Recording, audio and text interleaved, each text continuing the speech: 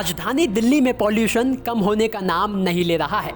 Supreme court की कड़ी फटकार के बाद दिल्ली में कई तरह की पाबंदियां लगाई गईं, लेकिन बावजूद उसके दिल्ली की हवा अभी भी खतरनाक स्तर में बनी हुई है। पर सरकार है कि दिल्ली छोड़ दूसरे राज्यों में चुनाव प्रचार में बिजी है। ऐसा लग रहा है सुप्रीम कोर्ट को छोड़कर किसी को दिल्ली के पॉल्यूशन की कोई चिंता ही नहीं है। यही वजह है कि कोर्ट की हर सुनवाई में केंद्र सरकार हो या राज्य सरकार, दोनों को ही फटकारें पड़ रही हैं।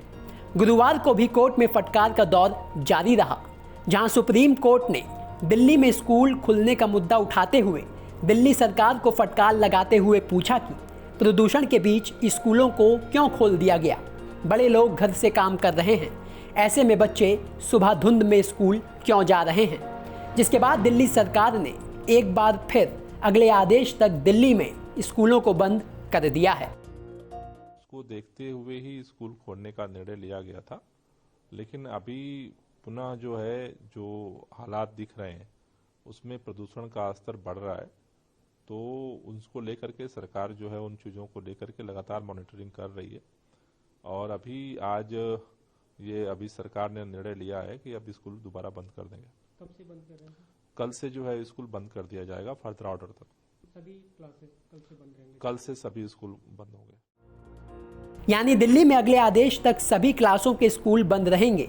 हालांकि दिल्ली के शिक्षा मंत्री मनीष सिसोदिया ने ट्वीट कर जानकारी देते हुए बताया कि बोर्ड से संबंधित परीक्षाएं पूर्व निर्धारित कार्यक्रम के अनुसार ही चलेंगी। तो वहीं राजधानी में बढ़ते पॉल्यूशन को लेकर दिल्ली सरकार को सुप्रीम कोर्ट की पड़ी फटकार के बाद विपक्ष भी अपने काम पर लग गया है और इस मुद्दे पर दिल्ली सरकार को घेरते हुए दिल्ली बीजेपी अध्यक्ष आदेश गुप्ता ने केजरीवाल सरकार पर जमकर निशाना साधा।